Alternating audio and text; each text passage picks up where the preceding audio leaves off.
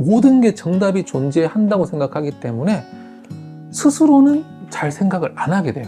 내가 스스로 생각을 해봐야 이런 지식이 있으면 이렇게 보면서 다면적으로 생각하게 되거든요. 근데 저 사람이 알려주는 거는 항상 이렇게 단편적으로 들어오잖아요. 그래서 아무래도 우리 아이들 역시도 단편적으로 생각하고 다면적으로는 좀 사고를 하지 못합니다. 이런 모습들이 교실에서도 공부할 때도 딱 보이는데요. 물어보면 애들이 몰라요. 선생님, 그래서 정답이 뭐예요? 네 생각은 어때? 말을 못하는 거죠. 그냥 교과서에 나와 있는 그 말을 앵무새처럼 반복하는 것만 잘하거든요. 그래서 우리 아이들이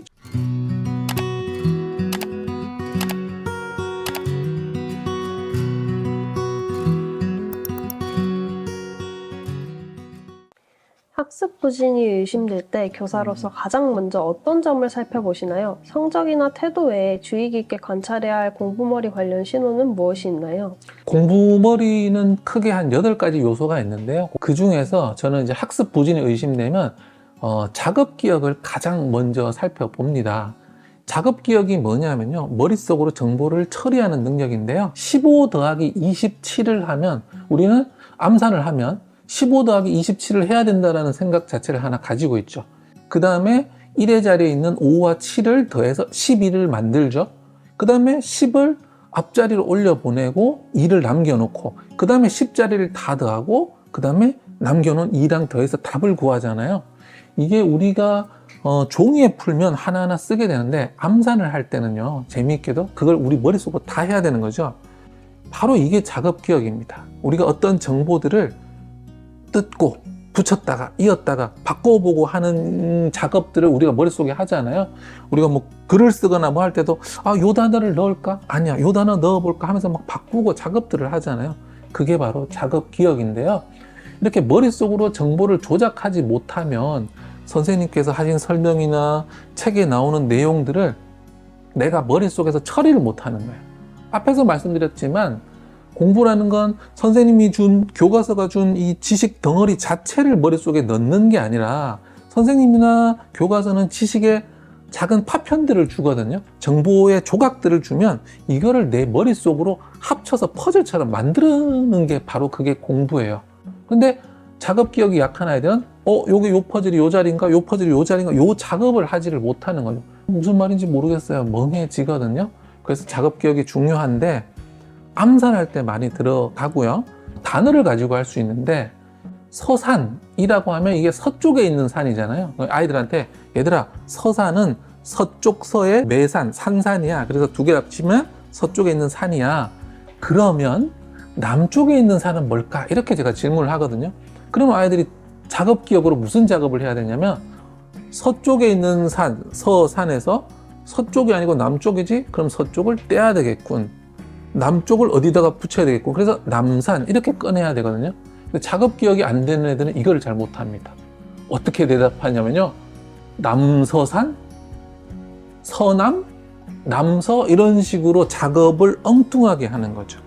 굉장히 쉬운 얘기 때문에 우리 어른들이 들었을 때 그 남산 당연한 거 아니야 이렇게 생각을 하는데, 실제로 중고등학교 학습 내용에서 그 복잡한 수학식이라든지 물리라든지 사회에서 여러 정보들을 주고받고 조합하고 할 때 작업 기억이 약한 아이들은 그 정보를 처리할 수 없어서 학습 부진에 빠질 수밖에 없습니다. 단순한 공부법에서 제시한 공부머리의 핵심 요소 8가지는 무엇인가요? 각각의 어떤 능력을 의미하며 서로 어떤 관계를 갖고 있는지도 간단히 설명해 주시면 좋을 것 같습니다. 공부머리에서 가장 결과적으로 보이는 것은 지식 구조라는 건데요. 지식 구조는 머릿속에 지식을 어떤 식으로 저장해 놓았는가입니다. 좋은 지식 구조라는 것은 지식과 지식 사이에 많은 연결이 있는 거예요. 예를 들어서 나눗셈이라는 지식이 있다면 이 나눗셈은 곱셈의 반대거든요. 그러니까 곱셈과 연결되고 있고, 또 뺄셈이 여러 번 반복된다는 의미도 있어요. 그러면 이런 식으로 나눗셈 하나가 여러 가지 개념과 연결이 되어 있으면 이게 연결이 풍부한 지식 구조예요. 그런데 아이들이 생각하지 않고 지식을 그냥 암기하는 식으로 하면 이 지식들이 서로 연결되지 않고 창고에 짐을 적재하듯이 쌓여 올라가거든요. 그러면 이런 지식 구조를 가진 아이는 추후에 학습을 하기가 조금 어려워집니다. 그래서 첫 번째로 이 지식 구조인데요. 요리에 비유하자면 냉장고 같은 거죠. 냉장고 안에 재료들이 어떻게 손질되어서 정리가 잘 되어 있느냐, 아니면 어떤 아이들은 검은 비닐봉지에 싸서 막 집어넣어서 나중에 찾을 수가 없느냐, 그런 차이라고 볼 수 있고요. 두 번째는 자동적 사고인데요. 자동적 사고라는 것은 사람은 생각을 크게 두 종류로 할 수 있어요. 첫 번째는 자동적 사고고요. 두 번째는 의식적 사고입니다. 그래서 자동적 사고라는 것은 내가 의도하지 않는데 저절로 막 떠오르는 겁니다. 그래서 우리가 음악을 듣다가 옛날 기억이 내가 의도하지 않는데 불쑥 떠오르죠. 그런 것들이 자동적 사고인데요.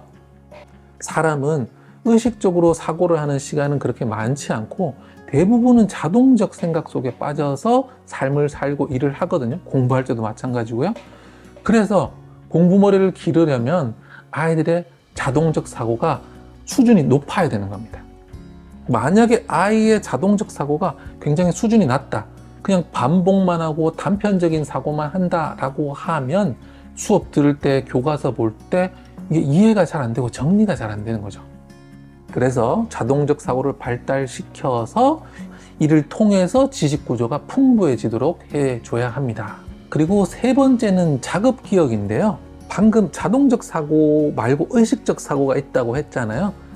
의도적으로 하는 그런 생각들을 우리 자급 기억에서 일어나는데, 그래서 이 자급 기억이 굉장히 중요한데요.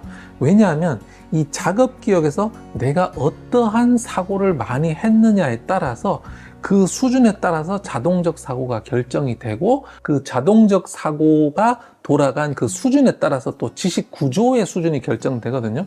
그러니까 학생들이 의식적으로 뭔가 바꿀 수 있는 건 바로 이 의식적 사고라는 겁니다.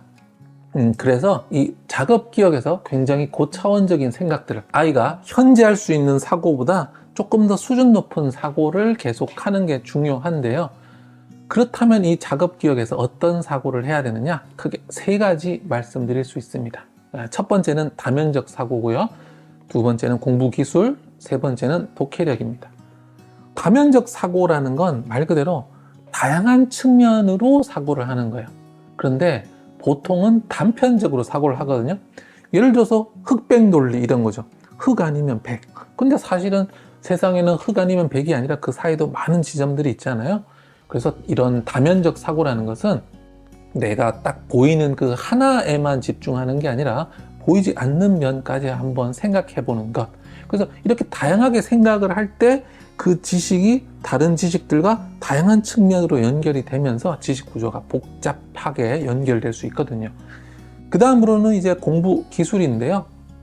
아이들은 공부 기술을 보통 쓰지 않고 그냥 반복 암기만 하려고 합니다.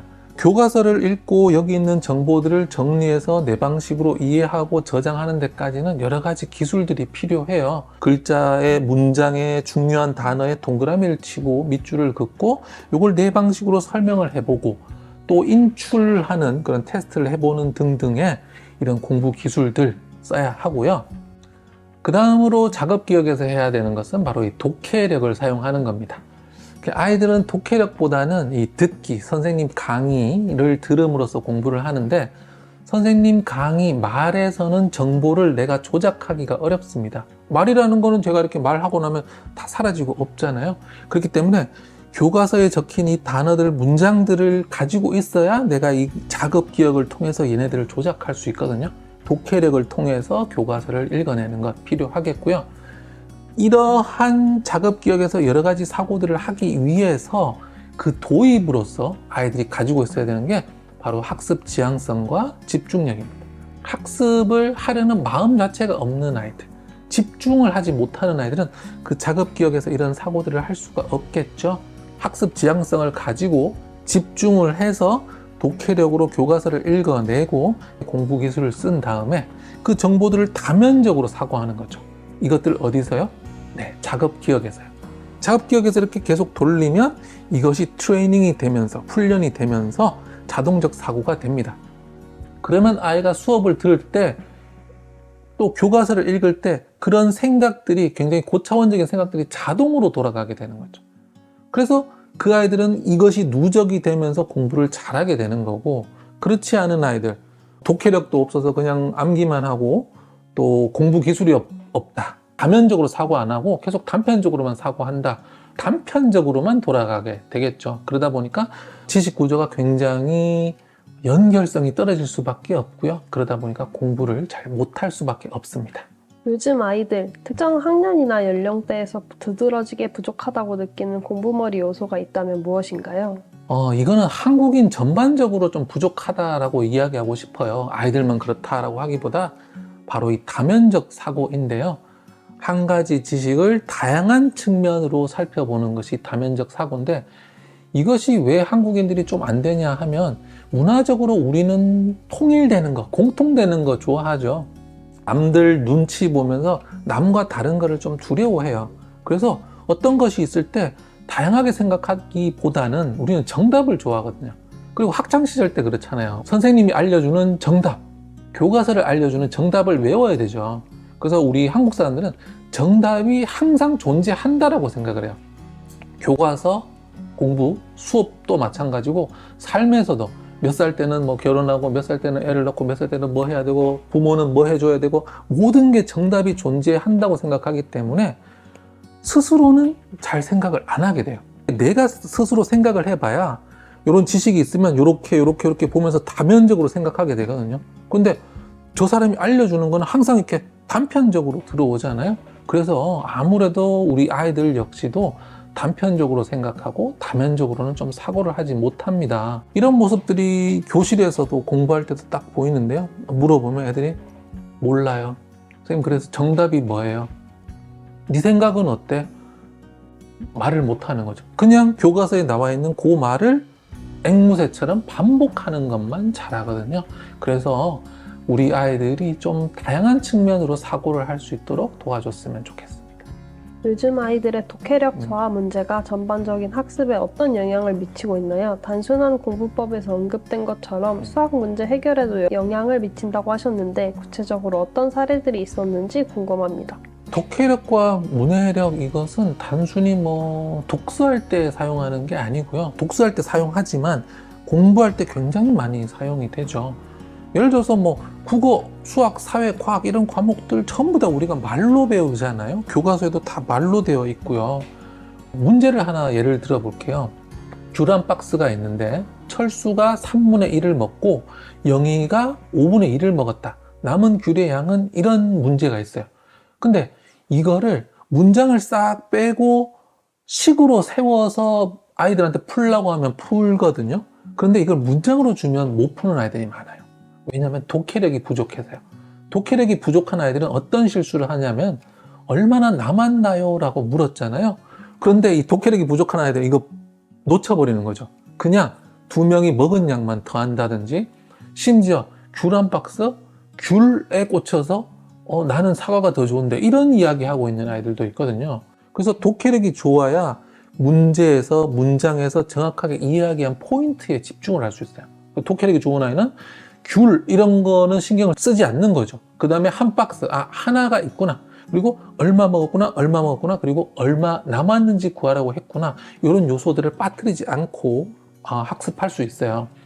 이게 사회 과학 배울 때 교과서에 읽을 때도 마찬가지겠죠. 문제집 읽을 때도 수많은 문장과 개념들이 있는데, 이거를 아이가 빠뜨리지 않고 내 것으로 만들 수 있느냐 아니면 못 만드느냐, 이게 다 독해력이 결정을 하는 겁니다.